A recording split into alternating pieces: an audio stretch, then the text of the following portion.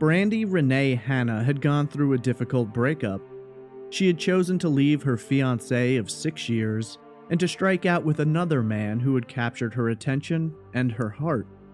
Leaving behind the comforts of her home, Brandy and her new boyfriend decided to get an apartment together in the Chicora, Cherokee neighborhood of North Charleston, South Carolina. It wasn't a great area, but it was close to the restaurant where Brandy worked as a waitress alongside her mother, Donna. Her new boyfriend, Zeke, had other plans though, and left Brandy just shortly after moving in together. Heartbroken and on her own, Brandy planned to make the best of things.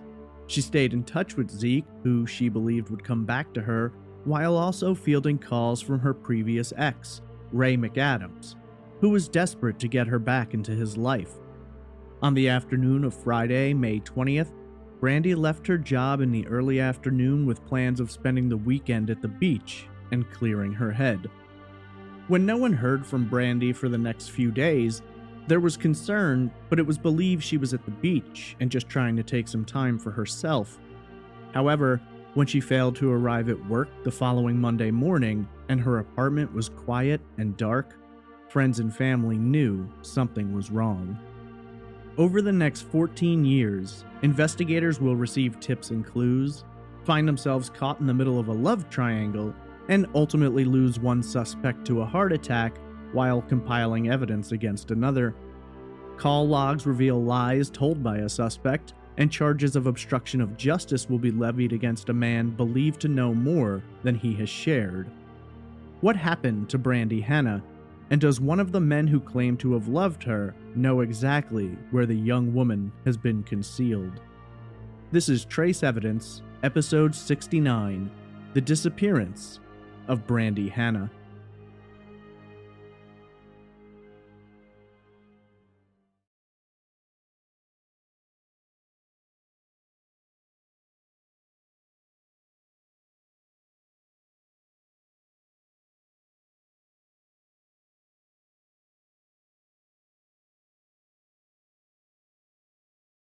Welcome to Trace Evidence. I'm your host, Stephen Pacheco.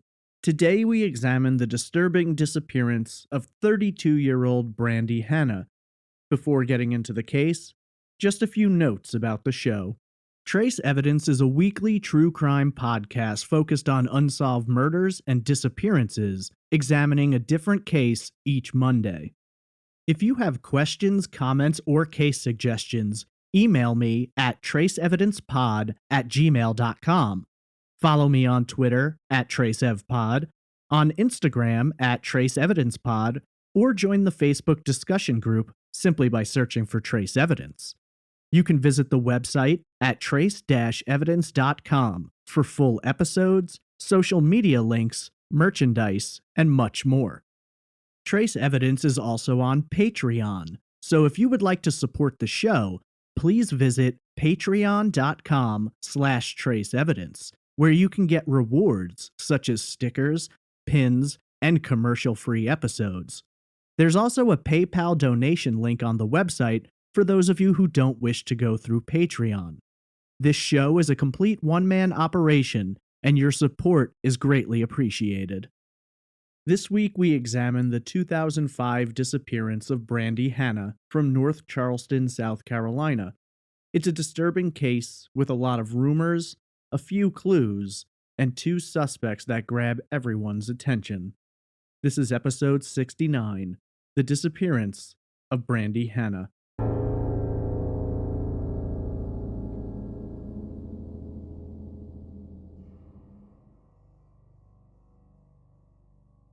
Brandy Renee was born on November 16, 1972, to mother Donna Hanna, later Donna Parent. As Parent's first child and her only daughter, Donna was absolutely in love with her little girl from the very first day. Born into a caring and supportive family, Brandy would ultimately spend a large portion of her childhood living with and being raised by extended family, including aunts and uncles. Through the help of family, and with the unconditional love of Donna, Brandy found herself in a world surrounded by those who loved and cared for her. This world would expand later when 2 younger brothers, Shane and Michael came along. The beautiful blonde-haired, blue-eyed girl was quickly a head-turner. There were few who could be around the child and not immediately feel smitten. Drawing others to her with a charismatic flair benefited a young Brandi who was, by all accounts, incredibly shy, but also fun and exciting to be around. Friend Robin Pyle would later describe Brandi by saying, quote, "She could make something that the normal person would find ordinary into something super fantastic and fun. She was very creative." End quote. This creativity would serve Brandi well, and contributed a great deal to her artistic talent. Whenever she had a free moment and a pencil, Brandi could always be found drawing and sketching. Brandi was defined by many as a tomboy. She loved being outside, playing, getting dirty, and having a good time. Athletic and developing into a strong young woman, Brandi was a force to be reckoned with, and yet she also possessed a quiet, shy, and sensitive side. She was funny and eclectic, while simultaneously caring, sweet, and loving, much like the family she'd grown up with. It would be Brandi's love of excitement, adventure, and physical activity that would later drive her to join in the Reserve Officers Training Corps, or ROTC, while in high school. While she spent a lot of time living with relatives, her relationship with her mother was incredibly strong. As she aged, their relationship continued to grow, and many would describe them as best friends. Donna took her role as a mother seriously, but also couldn't help but be charmed by Brandi, as most people who met her were. Their relationship was strong. There was nothing Brandi didn't share with her mother, and she was, in many ways, her rock, the one constant in her life, the one person she could always depend on. And while this was true for Brandi, it also worked the same way for Donna. Much of Brandi's life revolved around North Charleston, South Carolina, the third largest city in the state. Located to the north of its sister city, North Charleston covers more than 76 square miles and boasts a population of nearly 100,000 residents. North Charleston is a dynamic location with a culturally diverse makeup, consisting predominantly of African American and Caucasians who combine to create more than 80% of the population. Suffice it to say, Brandi was exposed to all manner and class of individuals, and much like many other larger cities, North Charleston had areas of beautiful multi-million-dollar homes situated in quiet neighborhoods, contrasted by lower-income housing and less inviting areas with higher crime rates. Brandi's mother worked as a waitress at a local restaurant called Alex's, located on Dorchester Road. When Brandi was 16, she began to feel the pressures of wanting to wear more fashionable clothing, as many teenagers do. Wanting to make more expensive purchases based more around looks than application, Donna had a great idea. Brandi could get a job as a waitress so that she'd be able to put some money in her pocket and pick up all the fashion choices that her heart desired. While Brandi was happy with the idea, there was one issue which Brandi feared. Her shyness at the time was so extreme that she was afraid to approach customers, spending as much time as she could in the kitchen, helping out. Brandi ended up working at a restaurant called Pappy's, located in the town of Hanahan. She will end up working there off and on for the next few years. While it was gradual, Brandi slowly began to open up. Her constant exposure to new people, situations, and knowing that the more she opened up and related to customers, the better her tips would be, drove the young woman to try harder. It worked, and soon Brandi found herself showing more color and personality. The more Brandi revealed of herself, the more customers found her difficult to turn away from. Much like when she had been a little girl, Brandi once again wielded that magic personality and charisma which drew others to her. Brandi became so popular amongst customers that many came purely to be served by her, and it wasn't uncommon for diners to request her by name. With a world full of options in front of her, Brandi would ultimately make the choice that she wanted to follow Donna into the restaurant business and to be a waitress. She enjoyed the environment, the people, the never-ending stream of customers, and most specifically, working with her friends and later, her mother.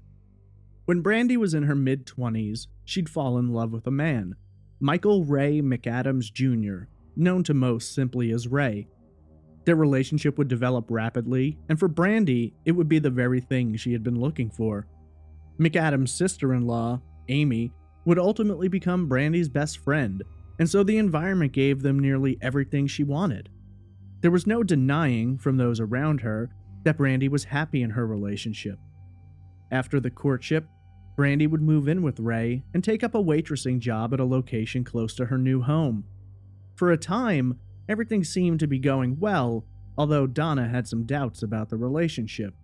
She couldn't quite put her finger on it, but there was some aspect of Brandi's relationship with Ray that, for lack of a better term, made her uncomfortable. Despite this, Brandi and Ray continued on their way, and eventually, Ray proposed and Brandi accepted. She was happily engaged and looking forward to starting a life with her soon-to-be husband. Everything seemed to be falling into place, but it would be the combination of a divorce, a close friend, and a desire to help that would ultimately turn Brandi and Ray's world upside down. Brandi and Ray had gotten together in late 1999, and their relationship had run nearly 6 years before it would come to an end in a heartbreaking fashion. Ray worked for a local plumbing and construction company run by the father of his close friend, Garland Lankford, known to most by the name Zeke. In 2004, Zeke's own marriage began running into trouble and he got separated. Having fallen on hard times and having nowhere to turn, Ray reached out to his friend and offered him a place to stay. The idea was to provide Zeke with a bed, warm meals, and a place to feel welcome until he could get back on his feet. This decision would prove to be pivotal, as despite the complicated nature of the situation, there was a spark of attraction between Brandi and Zeke. Though both attempted to suppress their feelings early on, those emotions would grow, and soon the two would find themselves in a situation which neither could deny. It wasn't what either of them had wanted, and while Brandi didn't want to hurt Ray, she couldn't pretend she wasn't falling for Zeke. In March of 2005, now 32 years old, Brandi decided to take a new waitressing job. With her mother having been at Alex's restaurant for more than 30 years and now working as a manager, Brandi got hired on there. Both women were excited by the proposition. Now working in the same place, they'd certainly see each other more. Just 1 month later, in April, Ray discovered the truth, and he reacted as you'd expect most people would. Though I should note, there have been some reports that it was actually Brandi who confessed to Ray rather than him uncovering the truth about her and Zeke. Either way, Ray told Zeke to get out of his house and not return, and while he was hurt and upset by Brandi, he still loved her and couldn't just turn that off. Ray offered Brandi the option to continue living there, to work on their relationship, and to move forward with their engagement. The two seemed to have been in a different headspace, and Ray imagined it was merely a temporary attraction based on living together, but for Brandi, it was something more. Brandi's friend Robin would later describe it by saying that Brandi was, quote, head over heels for Zeke, end quote. When faced with the option of staying in their home, maintaining her lifestyle and staying with Ray, or leaving to face the unknown where her and Zeke would go, Brandi chose to leave. According to friends and family, Ray didn't give up and tried to convince Brandi that Zeke wasn't right for her and it wouldn't work out, but Brandi was unwavering in her decision. Once she made her mind up, it wasn't easy to get her to change it, especially when it came to matters of the heart. Ultimately, Brandi left behind a comfortable home and many of her belongings to strike out into the world with Zeke, and it would certainly be challenging, to say the least. Looking for an apartment, preferably one with a close proximity to Alex's restaurant, since Brandi didn't have a car, was not an easy task. Most of the apartments in nicer areas were simply outside of their price range, what with Brandi working as a waitress, and Zeke working off and on for his father, though more often off than on, that didn't make things easier. The couple did manage to find a very nice apartment in a neighborhood known as Chicora, Cherokee, one which had somewhat of a bad reputation. This was troubling to Donna, who later stated, quote, it was rough, things were boarded up. You just don't want your young daughter living in a neighborhood that's known for crime and drugs." End quote. Donna tried to convince Brandi to look elsewhere, but Zeke was pushing hard for this particular location. The apartment itself was quite nice, and the building was located just 1.3 miles away from Alex's restaurant, over on Florida Avenue. Despite Donna's requests, Brandi and Zeke decided to move in. While initially, Donna believed everything was all right, and by most accounts Brandi seemed happy, there was an incident which raised Donna's suspicions. Prior to moving into the apartment, she was approached by the couple for a loan so that they could cover the security deposit which was necessary before signing their lease, which would ultimately be month to month. Donna was a bit annoyed, feeling that while she tried so hard to convince Brandi to look elsewhere, Zeke had been working against her, and now she was going to loan her daughter money to move into an apartment that she didn't want her living in the first place. Once the lease was signed, Brandi and Zeke moved in. While the situation may not have been ideal, Brandi was excited. Her brother Shane would later say, quote, "She seemed happier. She seemed like this was what she wanted." End quote. Things began well. Brandi was working at Alex's, coming home to Zeke, and together they were planning to build a relationship. The situation was somewhat complicated by the fact that Zeke wasn't officially divorced yet and was obviously dealing with the emotions of going through a separation, while Brandi continued to receive calls and visits from Ray, who was trying to talk her out of this decision. Several times, Ray came by Alex's to talk to Brandi. On one particular occasion, Ray made a bizarre statement to Donna that unnerved her and would later come back to haunt her. Donna explained, quote, "They were sitting in the restaurant one time, and just out of the blue he said, 'I could kill your daughter and get away with it.' I was like, 'What are you talking about?' And that's when he was like, 'I could take her and make her disappear, and you'd never know.'" End quote. At the time, Donna didn't know what to make of this, but wrote it off as Ray trying to sound tough or in control. Many friends have said that there was a weird tension between Donna and Ray, as though Ray tried to exercise his dominance over Brandi when she was around her mother. Suddenly, and without warning, Brandi's life was once again impacted by an unexpected change. Within weeks of moving in together, Zeke explained that he was going back to his wife and children. Nearly as quickly as he'd made this announcement, he packed up all of his belongings and left, leaving Brandi alone in the apartment they'd leased together. By all accounts, Brandi was devastated. She was in love with Zeke, and it broke her heart to know that he was going back to his wife, but by the same token, she wasn't going to try and stop him. While Brandi desperately wanted to build a life with Zeke and had fallen hard for him, she had no interest in breaking up a marriage if that was what Zeke really wanted. Discussing this situation, Donna later explained, quote, "She didn't like the fact that she felt like he wanted her to wait for him, but she wasn't going to play the other woman. As much as she cared about him, that's just not what she wanted." End quote. Faced with needing to decide what to do, Brandi made the choice to stay in the apartment on her own. She'd been involved in a 6-year relationship with Ray, had experienced heartbreak with Zeke, and now it was time for her to settle down, collect her thoughts, and figure out what she wanted to do. It was a difficult time for Brandi, but she was focused on moving forward. Whatever had happened in the past wasn't going to change, and she had no choice but to continue on. At the same time, there was a glimmer of hope. According to her friend and co-worker Robin, Brandi believed it was possible that Zeke would come back. She considered it likely that he'd simply gotten cold feet and in a moment of weakness chosen to return home. There was a part of her that believed he'd come back, but at the same time, she didn't want to just wait around. With the news of the breakup making the rounds, it wasn't long before Ray began trying harder to win Brandi back. It was around this time that Brandi began to open up a little bit about her previous relationship with Ray, and according to Robin, she would confess that she was afraid of her former boyfriend and fiance. The specifics of this statement have never been revealed, if indeed Brandi went any further than simply making that statement, but it wasn't much of a surprise. Whenever Ray had been around, most people could feel something in the air. Whether it was a controlling nature, a bizarre sense of humor, or an intimidating presence. There were a few friends of Brandy's who felt comfortable around Ray, even if they could never quite put their finger on why.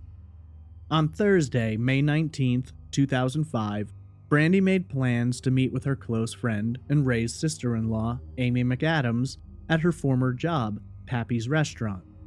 While Brandy had since moved on to Alex's, Amy was still waitressing at the old job. The two women chatted, caught up, and laughed together. Their friendship had always been strong, despite the relationship complications, and Amy adored Brandy. While talking, Brandy explained that she was going to be taking the weekend off and wanted to go to the beach. She needed some time to just relax and clear her mind. One of the other waitresses, named Susan, came around and Brandy invited her along on the trip, but Susan was working and wouldn't be able to go. While there, Brandy asked Amy if she would be able to take her shopping the next evening. She wanted to get a new bathing suit for her weekend trip, and Amy agreed.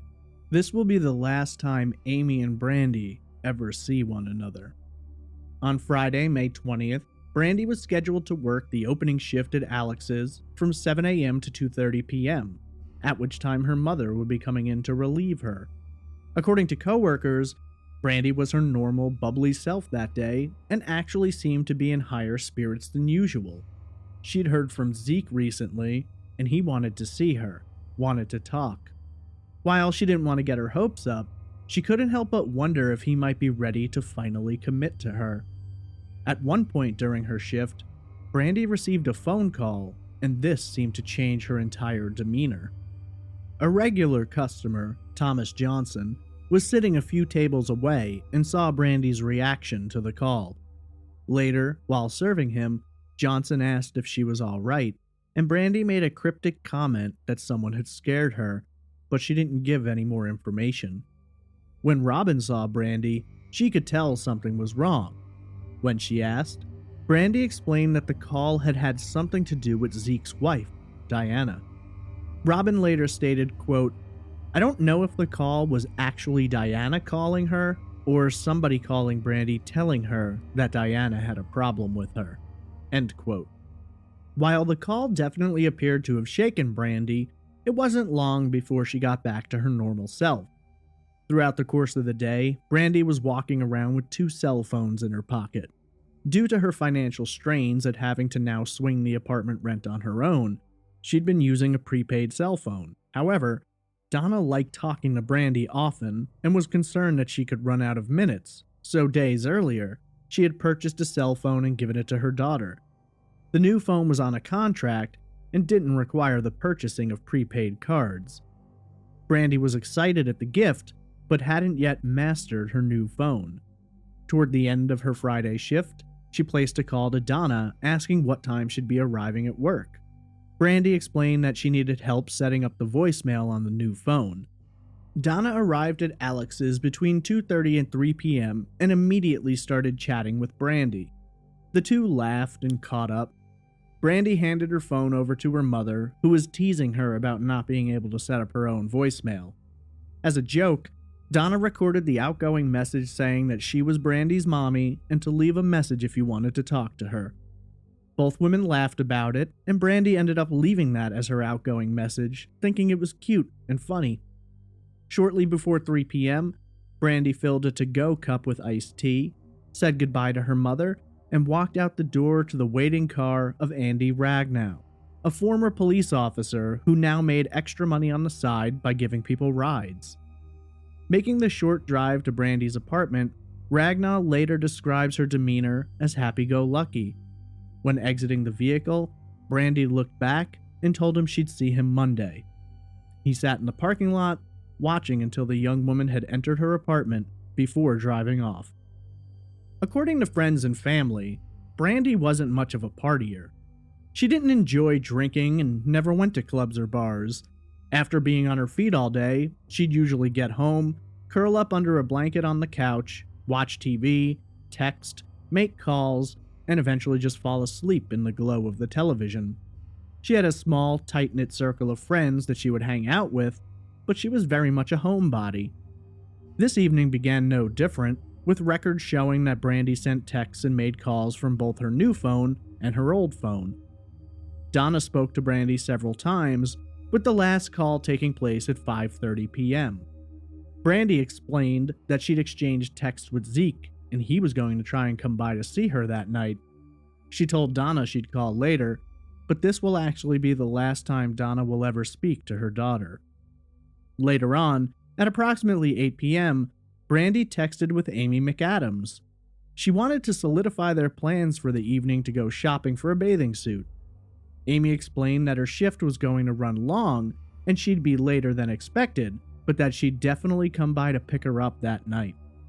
According to Donna, while she was working that night and the dinner rush was coming to a close, she found herself standing at a window in the restaurant, looking in the direction of Brandi's apartment. She couldn't explain why, but she suddenly had an overwhelming feeling that something wasn't right.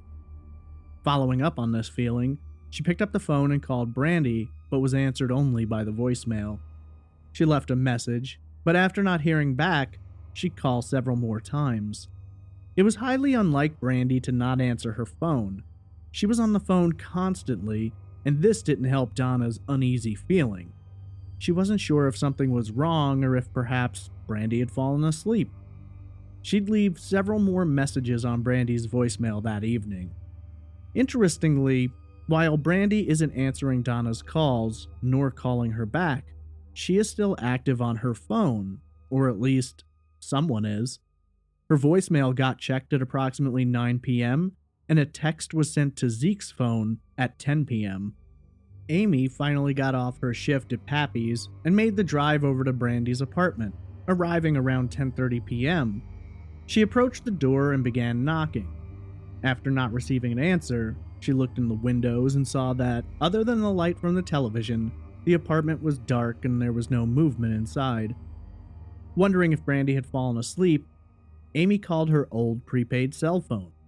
She could hear it faintly ringing inside the apartment, but there was no answer. Ultimately, Amy assumed that Brandi was simply sleeping, and after several minutes of knocking and calling, she got back in her car and drove home, figuring they'd talk the next day. The next morning, Saturday, May 21st, Donna placed several more calls to Brandi, but didn't receive an answer. Growing concerned, she stopped by the apartment after her shift at work.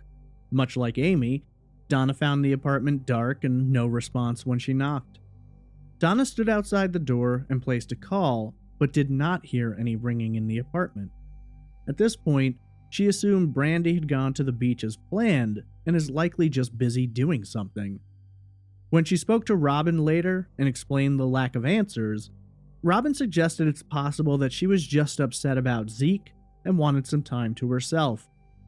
Later that same day, Amy tried to call Brandi to find out what had happened to her the night before, but again, received no answer.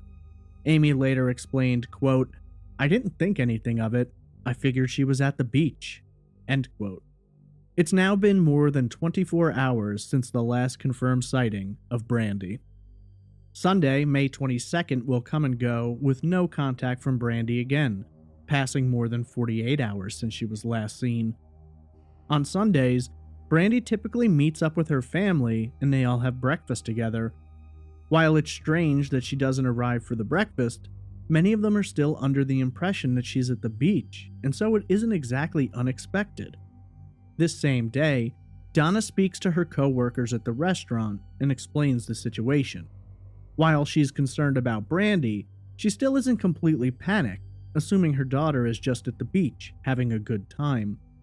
Brandi was scheduled to work at 7 a.m. the next day, and so, for her own peace of mind, Donna requested that the restaurant call her if Brandi didn't show up for her shift. On Monday, the 23rd, 7 a.m. came and went. Donna felt relieved knowing that Brandi must have shown up for her shift since no one had called her. Unfortunately, this feeling of comfort was quickly obliterated when her phone rang at approximately 7:20. An employee from the restaurant explained that Brandi hadn't shown up for her shift, and to her coworkers, this is the first major sign that something is wrong. Brandi loves her job and is incredibly dedicated to it.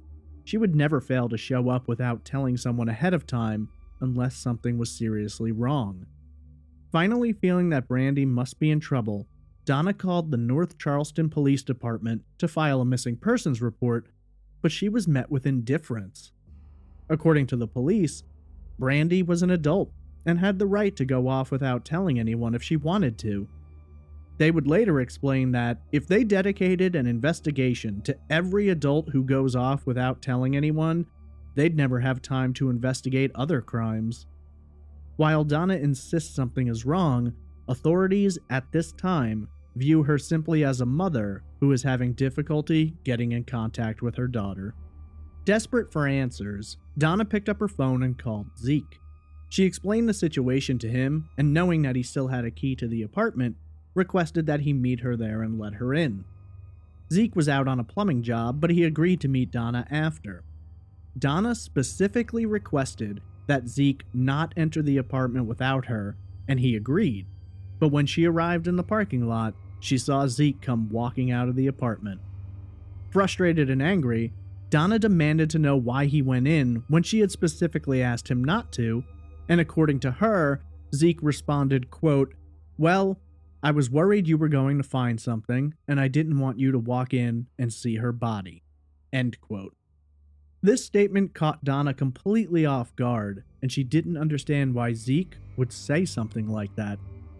Frustrated and confused by Zeke's actions, Donna entered the apartment and was surprised by what she saw. Everything was in perfect order. There was no mess, no sign of a struggle or forced entry. The to-go cup of tea that Brandi had taken with her on Friday was still there. There was a blanket on the couch, suggesting that Brandi had been lying there as she usually did. In her bedroom, her prepaid phone was on the nightstand and plugged into its charger, though the phone Donna bought her was nowhere to be found. Besides the phone, the only other item missing were the keys to the apartment. It appeared as though Brandi had left the apartment of her own free will, with the intention of coming back, but had never made it. Without answers, without any clues as to where Brandi may have gone, Donna's concern was growing exponentially, and for the next 4 days, she will place calls to Brandi and the police. It won't be until Friday, May 27th, 1 week after Brandi was last seen, that the North Charleston Police Department will agree to investigate. Precious days have been lost, and in missing persons cases, those early hours and days are the most important. A detective assigned to the case met with Donna, who explained the situation and provided him with a key to the apartment. Donna requested that the officer do whatever was necessary to figure out what was going on, and he left to examine the scene. But to Donna's shock and surprise, he returned less than an hour later. When asked what was going on, the detective explained that he'd entered the apartment, found nothing to be out of order, no indication that a crime was committed, and that he didn't see any signs that anything was wrong. Frustrated with the lack of urgency and the detective's seemingly carefree attitude about her daughter's disappearance, Donna began enlisting friends and family members to help search for Brandi. Knowing that Brandi lived in a predominantly African American neighborhood, the family assumed that the blue-eyed, blonde-haired young woman would stick out. They began going door to door asking if anyone had seen her. Many people replied that they'd seen Brandi in the past, walking to or from work, but that they hadn't seen her recently. Missing persons flyers were printed up bearing Brandi's image, description, and last known location. Together, friends and family plastered the neighborhood with the flyers, hoping that someone would come forward with information. Brandi does, though, have some connections to law enforcement. Her uncle, Henry Smalley Jr., is on the North Charleston Police Department and actually heads up their boat unit. He knows Brandi's neighborhood well and has a lot of contacts there. Lieutenant Rick Keyes, a family friend, is not assigned to the case, but also chips in to assist. Smalley is concerned about an area located not too far from Brandi's neighborhood. There's an old abandoned naval base. It sprawls out, covering a large area with a lot of rooms, some locked and others unlocked. The building has been trashed by teenagers and criminals alike, who often use the location as a spot from which to conduct illegal activities. Smalley's concerned because it's known to be a place where a body may be concealed and unlikely to be found. Together with friends and family, Smalley goes over as much of the base as he can. Brandy's aunt, Yvonne, later explained, quote, "If any building was abandoned, we were in it. If it was unlocked, we were in it. We searched every room that we found open." End quote. Unfortunately, the complex is rather large, and despite their efforts, they don't manage to locate anything which suggests that Brandy had been there. While canvassing the area around Brandy's apartment, Lieutenant Keyes begins speaking to a neighbor, asking if she'd seen Brandy lately.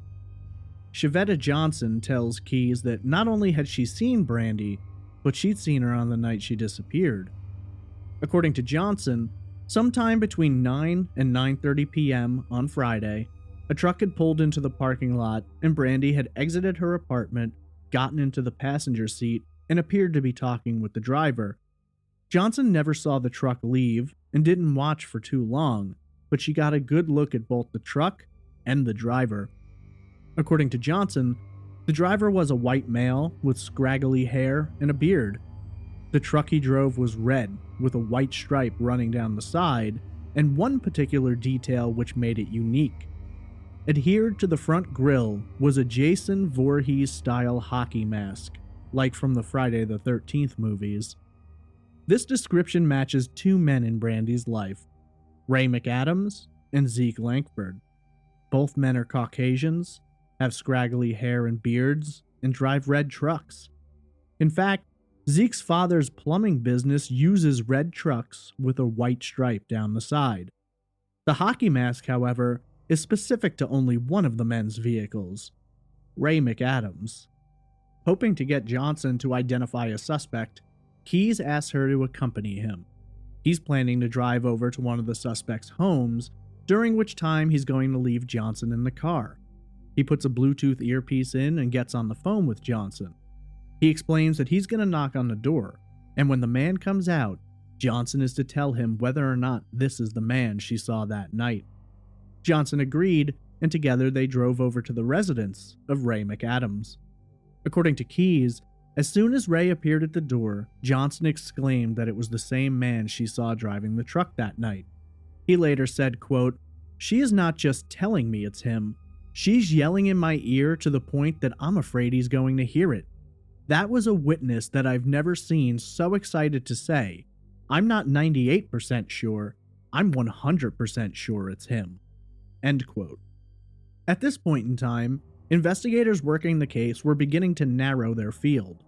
In their minds, there were only two men who they believed might be involved, Ray McAdams and Zeke Lankford. Both men were approached and questioned about their whereabouts on the night of Friday, May 20th, but both were able to provide alibis. According to Ray, he had left his home sometime around 8 p.m. on Friday night and went to a club, the Plex, at which he had applied to be a bouncer. He claimed to have not left the club until after 1 a.m., and a friend confirmed that was true. As for Zeke, he claimed that he had made plans to see Brandy that night, but had gotten stuck working late, and his brother-in-law confirmed his alibi. When questioned about Brandy's disappearance, each man implicates the other as likely having been involved. Zeke allegedly said, quote, "I know she'd had some problems with her ex-boyfriend. I fear the absolute worst." End quote. For investigators, they'd reached a stalemate. Authorities began tailing the two men and digging into their lives. After a week, Ray spoke with investigators and agreed to come down to the station and take a polygraph test. He arrived, sat through the test, and answered every question. According to detectives, he passed his test. Zeke was also asked to take the test, and while he agreed, he delayed, not taking it for nearly 2 months.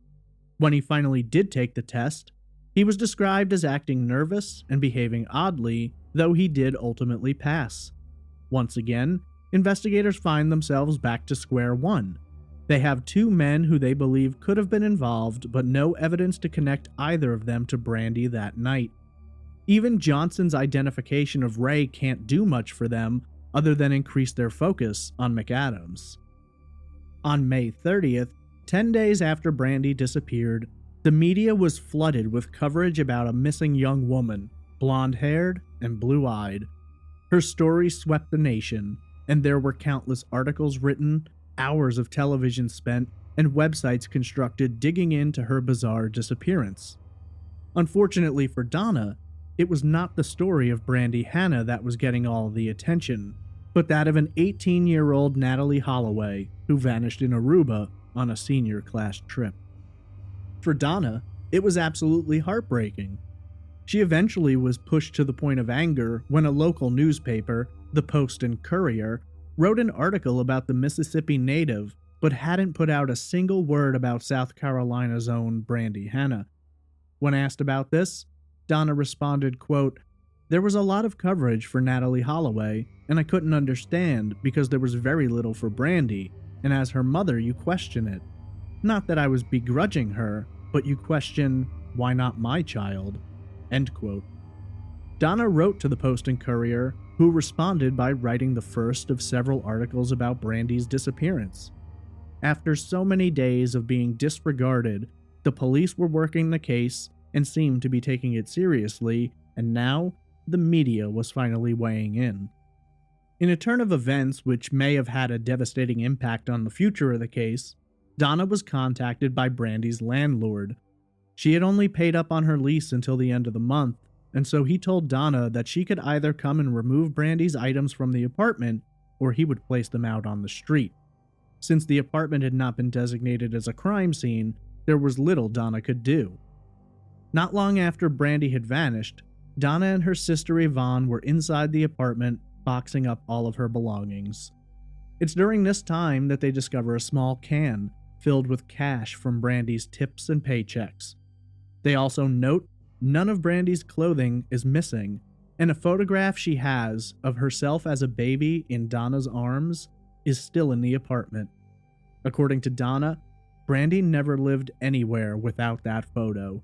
For them, this completely eliminates any possibility that Brandy could have run off. Unfortunately, any evidence of forensic value which may have existed in the apartment is lost when it is cleaned out and rented to a new tenant. While the case was now getting some attention, little was coming out of it.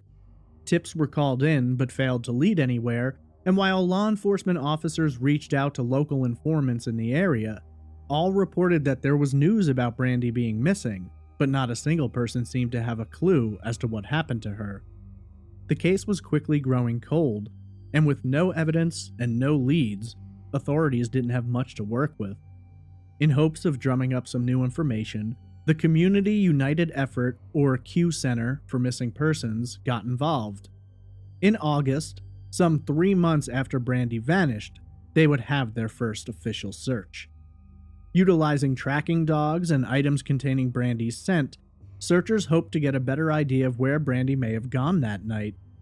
The North Charleston Police Department also participated in the search, along with countless volunteers made of friends, family, and North Charleston locals. One face, though, stuck out from the crowd. Zeke Lankford was there, watching the comings and goings of searchers and police. According to Donna, one of the individuals present that night was her niece, and Zeke approached her and began asking questions. Allegedly, Zeke asked if tracking dogs would be able to locate Brandy if she was buried. Disturbed by this question, investigators approached Zeke at the conclusion of the search and requested that he not show up for the next one and to steer clear of Brandy's family. Around this same time, the missing persons flyers that had been made up were used to create a giant banner that was hung on the outside of Alex's restaurant. The banner was big enough that vehicles passing on the interstate nearby would see it, and they had hoped it would bring in more tips, since the search had yielded no results. More than 7 months would pass before there was any news or developments on the case. In April of 2006, 11 months after Brandy disappeared, Donna received an upsetting phone call. It was Ray McAdams' mother calling to inform her that Ray had passed away as the result of a heart attack that morning. If indeed he knew anything about Brandy's disappearance, he had taken that information with him to the grave. Donna, over the last year, had oscillated between believing Ray may have been involved to wondering if perhaps he was innocent. She believed that Ray loved her daughter. He was very cooperative with authorities, had participated in searches, vigils, and attempts to drum up media attention. However, there were pieces of his story that didn't make sense. Brandy's friend and Ray's sister-in-law, Amy, later told authorities that on the night Brandy vanished, she had dropped some items off to Ray. Allegedly, these items were given to him around 9:30 p.m., in the middle of the time he claimed to have been at the club applying to be a bouncer. With holes now in his alibi, but no way to follow up, investigators found themselves once again hitting a brick wall. Tragically, just 2 weeks after McAdams' death, Brandy's uncle Henry Smalley Jr. passed away after a difficult battle with cancer. He had worked hard to try and find his niece, and had given so much of himself to try and find the answers. Among some of his final words, he promised Donna that when he got to heaven, he'd find Brandy and somehow find a way to communicate back to her what had happened. Over the next few years, more tips will come in, but none that lead anywhere. A man posing as an undercover police officer will approach Donna and ultimately get arrested for impersonating an officer. At his trial, it will seem apparent that the man suffers from mental health issues, and while disturbing, it's considered highly unlikely that he possessed any knowledge of Brandy's whereabouts. Each year, on her birthday, Brandy's family hold a celebration and candlelight vigil at Alex's restaurant, with her beautiful face smiling down at them from the giant missing persons poster. On November 16, 2010, more than 5 years after she had last seen her daughter, Donna spoke with some members of the media, saying, quote, "You learn to take each day one step at a time, or else I would have fallen apart. I have to keep going, be strong, because I have to keep looking for her. It's very important because I try to keep in people's minds she is missing. She has been missing, but she has not been forgotten. I just want answers. More than anything, to know where she is, to know what happened." End quote. During this time, Donna's desperation for answers becomes overwhelming. She will ultimately contact a psychic located in West Virginia. Then, in February of 2011, Donna is approached by Sergeant Ron Locker of the North Charleston Police Department. Having driven by Alex's a number of times and seen the missing persons banner, something compelled him to go inside and ask about it. While speaking with Donna about the case, he explained that he did not usually work missing persons cases, but with her permission, he would like to reopen the investigation. Donna felt overwhelmed with gratitude and told Locker she'd do anything she could to help. Over the years, the case had passed through the hands of multiple investigators.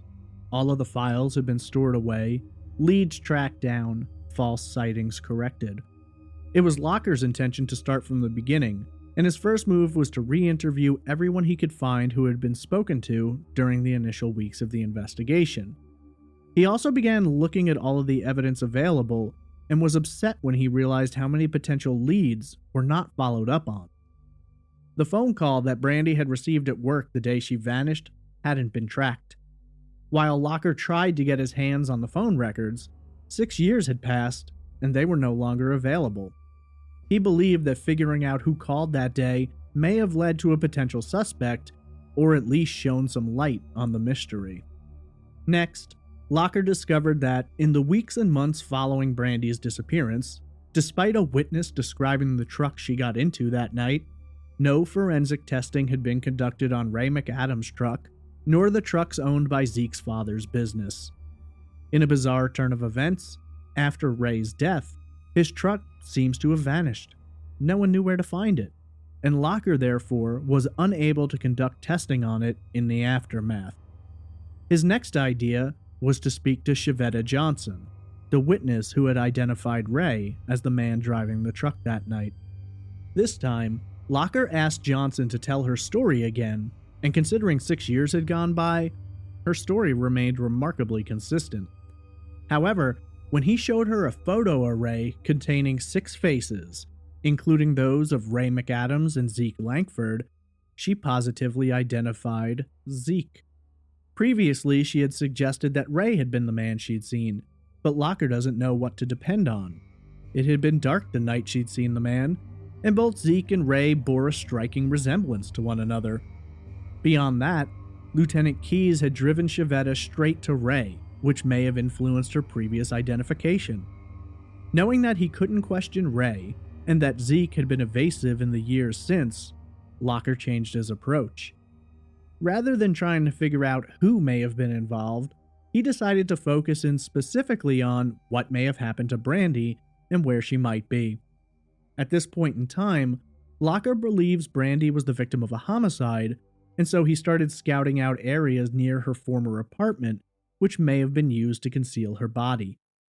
Ultimately, he found himself in not only an area that Donna's psychic had suggested, but also one which the family had been to as early as just days after Brandi disappeared, the old abandoned naval base. The area had changed in the past 6 years.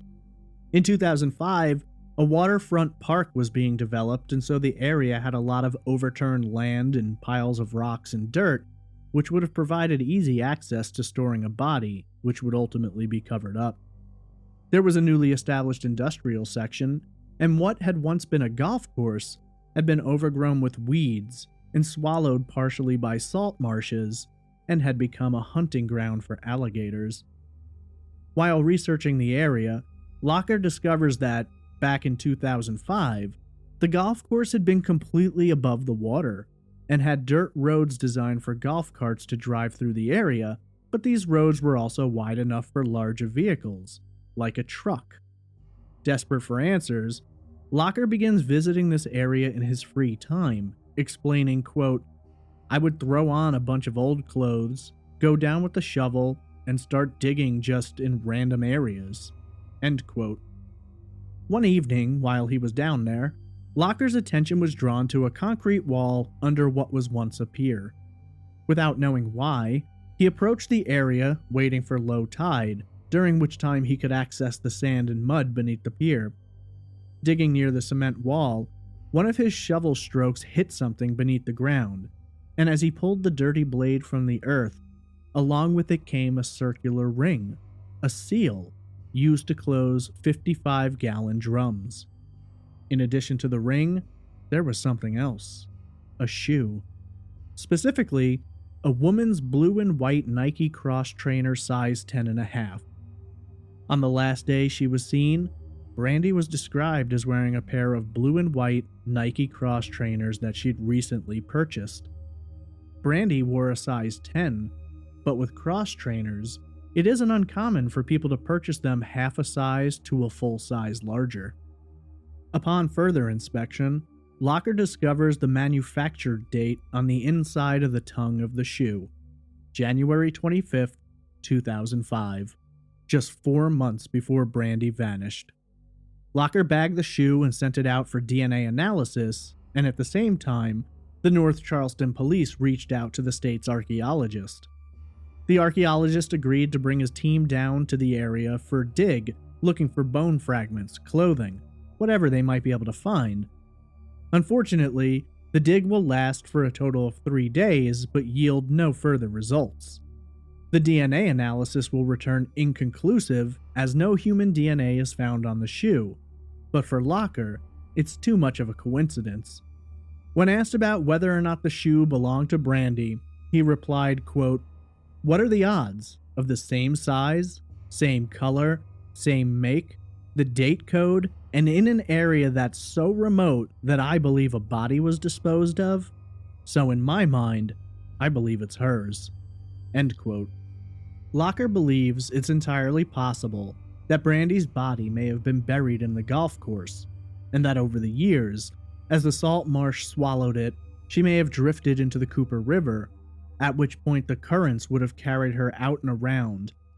Whether or not her remains continued on while her shoe drifted to the spot he found it, he can't say for certain, but it's his belief that the remains of Brandy Hanna are somewhere in that area, and he's determined to find her. For Locker, it's a difficult case. No real evidence exists, there are no major clues, and when it comes down to potential suspects, it's all a matter of opinions and hearsay, nothing solid to work with. That, however, will change in the coming years, as will many other things. Alex's restaurant officially closed in 2012, yet another place connected to Brandi that will be lost to time. In 2013, Brandi was declared legally dead. Then, 3 years later, another break in the case. In December of 2016, 11 and a half years after Brandi vanished, North Charleston police arrested Garland Zeke Lankford. Lankford was serving time in a Berkeley County jail related to first-degree criminal sexual misconduct. He had allegedly sexually assaulted a minor on at least 2 occasions between 2012 and 2013. Being that he was sitting in jail, this gave investigators access to speak with him about Brandi's case. Much of Locker's interest in speaking to Lankford came from a tipster who claimed to have known Lankford and 2 other individuals who may have had ties to Brandi's disappearance. During several interviews between Locker and Lankford, several discrepancies were discovered in his initial statements to investigators from 2005. Lankford's alibi had revolved around the fact that he'd claimed to have been working late that night, but records from his father's business indicated that he'd clocked out at 4 p.m. that Friday. Lankford had told investigators that, around the time Brandi disappeared, Ray McAdams had contacted him multiple times about her case, but phone records showed that it had actually been Lankford who'd contacted McAdams.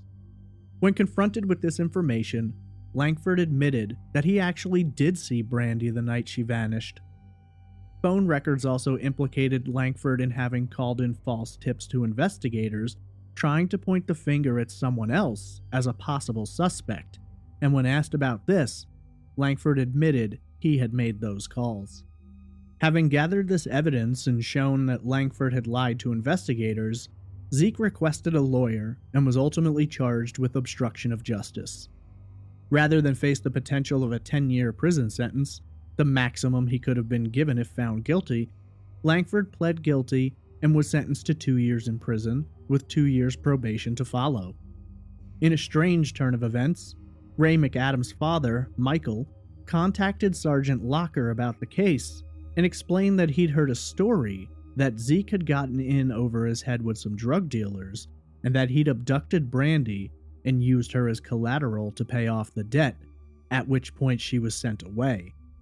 Locker later explained, quote, "Whether or not it was true, I don't know, but I was told she was sent to Houston to pay off that debt." End quote. The most recent developments in the case seem to indicate that Locker believes not only was Zeke involved in Brandi's disappearance, but that he may have had the help of 2 other individuals. In an interview with the media, Locker stated, quote, "Mr. Lankford was in fact involved. Everything points to him." End quote.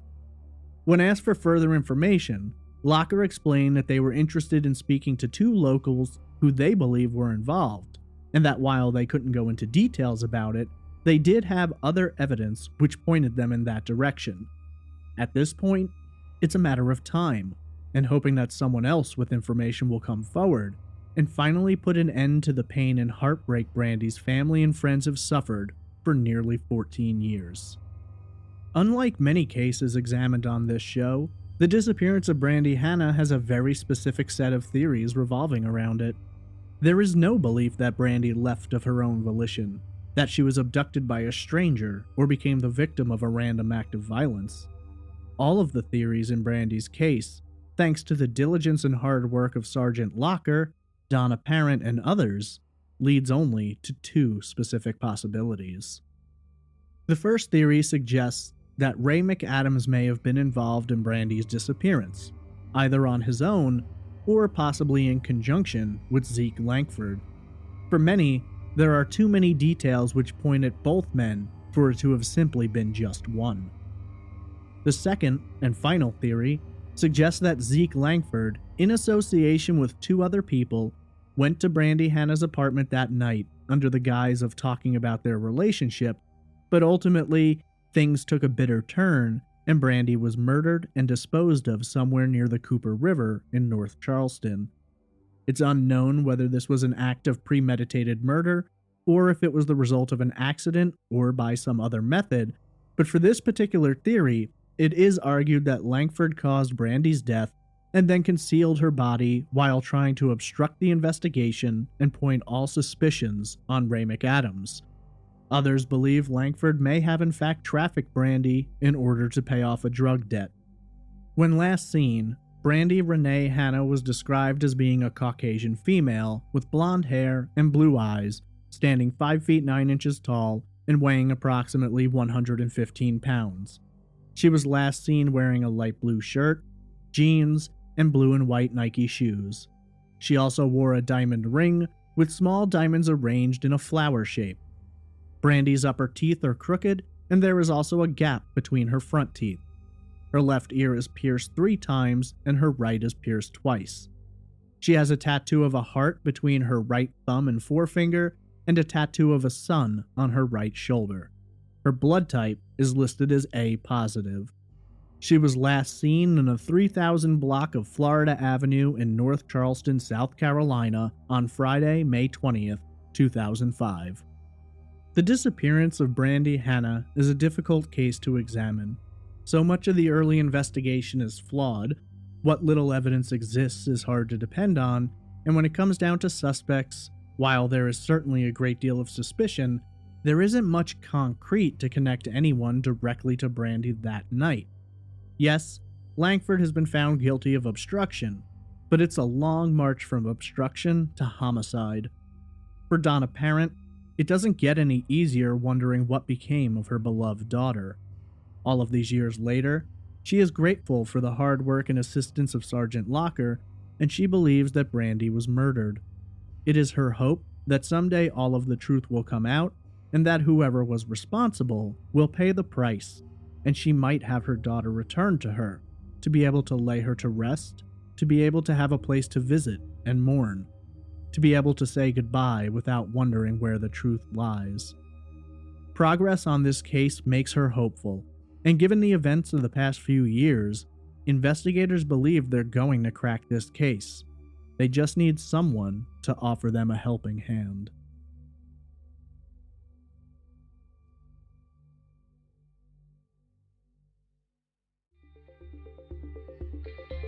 This year, CrimeCon will be held in New Orleans from June 7th through the 9th. Amidst exciting presentations and inspiring discussions, I'm really looking forward to attending and representing Trace Evidence on Podcast Row. If you're planning to attend but haven't yet purchased your pass, you can save 10% by using the promo code TRACE19.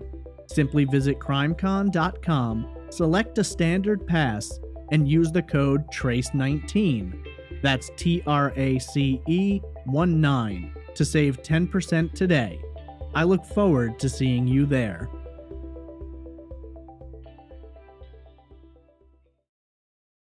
The disappearance of Brandy Hanna is a case unlike many that I've covered in the past. Usually there's a great deal of speculation, rumor, whispers, and theories, but in this case there's really only 2, and investigators seem to be in possession of everything they could possibly need, except for that one piece of evidence that would be strong enough to get an arrest warrant. We have 2 suspects, Ray McAdams and Zeke Lankford, both men who had relationships with Brandy, both men who seemed to not want to fully let her go, both men who would lie to investigators during the initial stages of their search for Brandy, and both men who had once been close friends, before Zeke and Brandy fell for one another. Looking at the theories, it only makes sense that one of these men would likely have been involved. Ray certainly wanted to have Brandy back in his life, and it isn't impossible to imagine that he could have confronted her and things could have gone very wrong very quickly. On the other hand, we have Zeke, who in the years since has shown himself to not have cooperated very much and to not have been steering clear of breaking the law. When you add it all together, you've got a recipe for disaster here, and when it comes to murder, love and jealousy are 2 of the oldest motives in the book. The first theory involved in this case suggests that Ray McAdams may have been involved in Brandy's disappearance. For the most part, Ray doesn't come off well whenever someone is talking about his relationship with Brandy. He made that disturbing statement to Donna about how he could kill Brandy, make her disappear, and no one would find her. Was that prophetic? Brandy allegedly told friends that she was afraid of Ray, and in the time since they'd separated, Ray hadn't shown any indications that he was planning on giving up on winning her back. It isn't hard to imagine that he could have grown frustrated, jealous, and even violent in response to Brandy rebuffing him time and again. According to Ray, on the night Brandy went missing, he was at a club known as the Plex. He had left his house sometime around 8 p.m., driven to the club, applied to be a bouncer, and hung out well into the early morning hours, not leaving until sometime between 1 and 2 a.m. This was confirmed by a friend who claimed to have been at the club with Ray that night. Of course, all of this was called into question when his sister-in-law and Brandy's close friend, Amy McAdams, told authorities that she had actually dropped some items off to Ray that night, around 9 or 9:30, and that he was home when she did so. It's pretty easy to see that Ray's accounting for his comings and goings that night wasn't accurate, but it really becomes a question of whether or not this was a lie told on purpose or on accident. If you went out one night and then 2 weeks later police asked you what time you'd gone out, would you be able to remember it with total accuracy? Some people would and others wouldn't. Being wrong about the times doesn't necessarily imply that Ray was guilty of anything, but what seems more disturbing about it is the fact that this information about the discrepancy didn't come out until Ray had passed away. Why was it kept secret? Was it because Brandy wasn't the only person who was afraid of Ray? Or was it because Amy simply didn't know that Ray had told the police he'd left his home at 8? That's a question we don't have an answer for at the moment, but it certainly caused a great deal of suspicion. It's also confusing because Amy has said she arrived at Brandy's apartment at 10:30, having worked overtime. How was she dropping off items to Ray if she was at work? Nothing makes a great deal of sense when it comes to this timeline. So, assuming that Ray wasn't at the club as early as 8 p.m., that would certainly open the door to the possibility that he'd have time to visit Brandy, pick her up, and then who knows what. If indeed Brandy was dumped in the golf course, the Cooper River, or somewhere in that area, it wouldn't have been a long trip to make, and Ray would have easily been able to do so and be home in time for Amy to stop by. Then again, Brandy's voicemail was checked around 9, and a text message was sent to Zeke's phone at 10. If Ray had committed this crime, why would he bother checking her voicemail or texting Zeke? Also, he couldn't have been with Brandy at 9 if Amy visited him at home sometime between 9 and 9:30. This would mean that, were Ray involved, he'd have had to have been with Brandy sometime after 9:30. But according to witness Shavetta Johnson, Brandy exited her apartment and got into a red truck with a man between 9 and 9:30. The only way Ray could have been involved would be as if he abducted and murdered Brandy later in the evening or had someone helping him. This is where Zeke would come in. Some have suggested the possibility that the two men could have worked together to have done something to Brandy, but no one has yet been able to pin down a reason why. In the aftermath, both men pointed fingers at one another, and we know that their friendship had ended badly once Ray had become aware that there was a relationship between Brandy and Zeke. So why would Ray want the help of a man he now knows he could no longer trust in order to eliminate a woman that he loved and was trying to get back into his life? That aspect of it makes absolutely no sense. So could Ray have had someone else help him? Well, that's certainly a possibility, but in all the years that have passed, not a single person has ever said anything which directly ties Ray to Brandy's disappearance. Even Brandy's own mother, in the end, apologized to Ray for being so hard on him. She began to believe that Zeke had been involved, but Ray likely hadn't.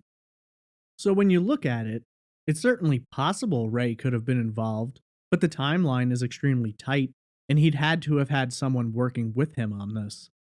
Unless he grabbed Brandy much later, but for that to have occurred, Shavetta Johnson would have had to have seen Brandy getting into a red truck, but not seen her go back into her apartment, nor seen Ray arriving later to abduct Brandy. Not to mention, no cell phone records exist to show communication between Ray and Brandy that evening, suggesting that if Ray did come and get Brandy, he'd have done so by simply showing up without any advance notice. Ray certainly has aspects about him that are suspicious. He seemed threatening, controlling, and intimidating. He made bizarre statements to Brandy's mother, which is really never a good idea. And if even he was joking, it wasn't very funny. His truck was never examined forensically and since hasn't been located to test after the fact. But does that add up to murder? Ultimately, Ray remains a possibility, but when you're looking at this case and you're examining all the evidence and all of the details, there's a lot more that seems to be pointing towards Zeke than towards Ray. The one key item which seems to connect Ray to Brandi that night is the red truck, with the white stripe and the hockey mask attached to it. The problem is with that, in the months and years following her disappearance, Zeke worked overtime to try and make Ray appear to be the guilty party. If this was something he planned to do, it's not difficult to imagine he could have thrown a hockey mask on the grill of one of his work trucks, if for no reason other than to be identified by witnesses later as Ray McAdams. I know that seems like a stretch, but at the same time, look at how far Zeke went to try and lay the guilt on Ray. The guy called in fake tips to the police suggesting that Ray was the killer. Not exactly a genius, but not too stupid to not know how to set someone up. Ray remains a possibility, but really only in the shadow of Zeke Lankford. So that brings us to the second and final theory, that Zeke Lankford, without Ray McAdams, was involved in Brandi's disappearance. There are two forks to this theory. Firstly, that Zeke may have abducted Brandi and trafficked her to a drug dealer in Houston, Texas to pay off a debt. And secondly, that with the assistance of at least two other individuals, Zeke may have murdered Brandi and disposed of her body somewhere in the area of the abandoned naval base and the Cooper River. Beginning with the drug trade aspect, there's not a lot to support that theory. Sadly, it isn't unheard of for someone to use a living human being as payment for a drug debt. In many cases, this person will be trafficked to the drug dealer at some time where they will be used in a manner of ways to earn back money. In many cases, women are forced to use drugs, getting addicted to them, and then that addiction is used to force them into prostitution to earn money for the dealer. This is something that happens more than we'd like to imagine, and in the case of Brandy Hanna, it's not a possibility that can be completely dismissed. However, the more you look at this angle, the less likely it seems. Zeke didn't leave town, so he certainly didn't bring her to Houston. Now, if he did have two people working with him, they could have done this. But is it possible that 14 years later, there's been no evidence linked to this possibility other than a rumor told by Ray McAdams' father? Perhaps it's wrong to think so, but many people believe that if this tip had come from anyone other than McAdams, it might carry more weight. But it seems like yet another example of pointing fingers. Of course, if the McAdams family really wanted to put the screws to Zeke, why wouldn't they just say that they'd heard a rumor that he'd been involved in her murder? It's hard to know what exactly is going on here, but there's obviously a lot of bad blood and no way to know for sure. Applying Occam's razor, in which the simplest answer is usually the correct one, it's a lot easier to believe that Zeke could have been involved in Brandi's murder rather than involved in trafficking her. When it comes down to it, Sergeant Locker ultimately believes that Brandi was murdered, and as for the drug angle, he considers it a distant second in terms of theories. So that leads us to the second fork, that Zeke Lankford was in some way responsible for Brandi's murder. We know from text messages and phone calls that Brandi made that she'd been speaking with Zeke and he was possibly going to see her that night. At work, she told this to friends. In her last call to her mother, she confirmed that Zeke was possibly coming over. Zeke would later claim he had to work late, so he couldn't make it there, but then when his timesheet was showed and showed that he clocked out at 4 p.m., he admitted that he did see Brandi that night. The specifics of their interaction have never been fully released to the public, but once Zeke confirmed this, he gave himself a lot to answer for. We have nothing solid which puts Ray McAdams at Brandi's apartment that night. We have Zeke's own confession that he was there. This may link up with Shavetta Johnson seeing the red truck with the Jason mask on it, and if so, that would imply that Zeke was trying to set up Ray from the get-go. If he was willing to go far enough as to make his truck look like Ray's, it's difficult to imagine that he had anything other than negative intentions when he went to Brandi's apartment that night. Given the circumstances, that Brandi was planning to go to the beach that weekend and had made plans with Amy to go shopping that night, considering that all Brandi took out of the apartment with her was her cell phone and keys, It doesn't seem like she was planning to go anywhere else, and that the idea may have simply been to sit in Zeke's truck and talk.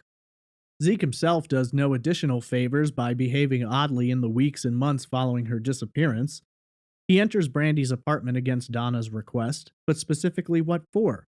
Was he looking to ensure there was nothing there to implicate him in the disappearance? We don't know how long he was inside the apartment, what he could have removed, or what he could have placed there to steer attention away from himself. Since it was never designated as a crime scene, there was no testing for fingerprints, blood, or anything else which might have implicated Zeke in a crime. In a manner of speaking, if indeed he did something to her in that apartment that night, he got really lucky that it was never checked thoroughly. So we have Zeke going into the apartment against Donna's wishes, getting caught lying, and essentially destroying his alibi, and then, in another strange twist, the guy shows up to the search effort for Brandy. He doesn't show up to help, he doesn't contribute in any way, he just watches. He watches and asks that question about whether or not the dogs can detect Brandy if she's been buried. If that isn't a warning light, I don't know what is. It isn't uncommon for criminals to show up at crime scenes and searches. They aren't there to help. They're there to gather information on how the investigation is going and whether or not they have to worry. Zeke, apparently, was dumb enough to ask that incriminating question, to have been captured on camera present at the scene, and to have drawn enough attention to himself that investigators had to come to him and tell him not to come to the next search. In later years, we have Zeke's confession that he called in false tips, lied to investigators, and all of this results in the man being sentenced to 2 years in prison for obstruction of justice. Unlike Ray, who was seen by Amy that night and who apparently did attend the Plex Club, though later than he'd originally stated, we have absolutely nothing to account for Zeke's movements that night after 4 p.m. other than his own admission that he did see Brandy. Could he have texted himself from her phone in order to give himself the ability to say he wasn't there at that time and that she'd been texting him? For a guy who went so far out of his way to frame someone else, that can't be ruled out. Sergeant Locker said it best. Everything points to Lankford. From his lies, odd behaviors, the truck he drove, his attempts to frame Ray, and his evasiveness in the years after, this does not seem like the definition of a man who has nothing to hide. Bear in mind, both men took and passed polygraphs, though Ray took his within 2 weeks of the disappearance, and Zeke put his off for nearly 2 months.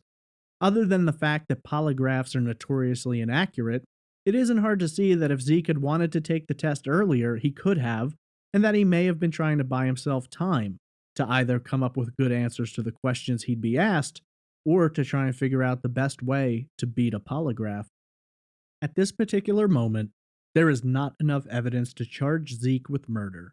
However, Sergeant Locker did receive a tip that Lankford and 2 others were involved in Brandy's disappearance.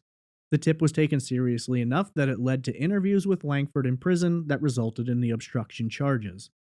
We don't have a suggestion of who the 2 other men may have been, but it has been hinted here and there that they may not have been involved in the murder, but did take part in concealing Brandy's remains. If indeed this is the case, that means that, other than the tipster, who kept this information secret for more than 10 years, there may be 2 other people who have much more to add to this story.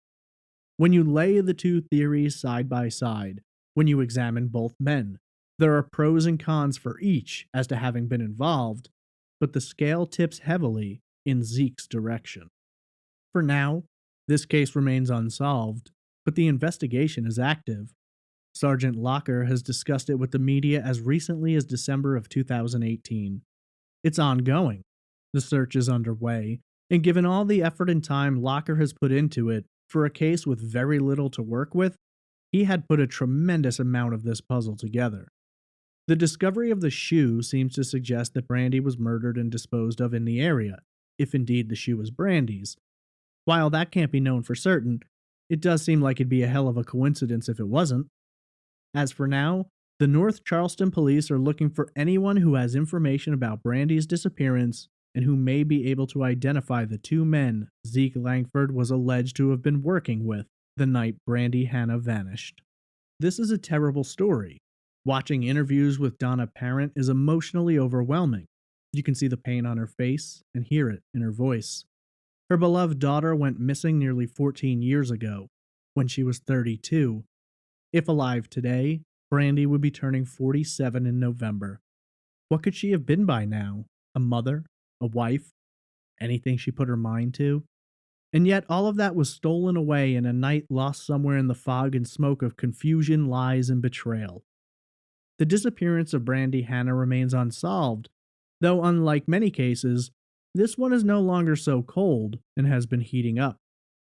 We can only hope that sometime, sooner than later, authorities will find the evidence they need, someone will present them with details they have been seeking, or Zeke Lankford will finally tell them everything he knows. Until then, this case remains open, unsolved, but actively under investigation.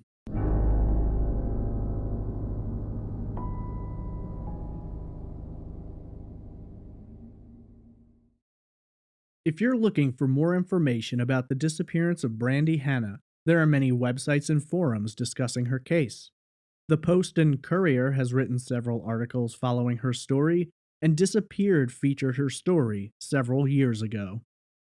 If you have any information about the disappearance of Brandy Hanna, please contact Sergeant Ron Locker of the North Charleston Police Department at area code 843-300-8241.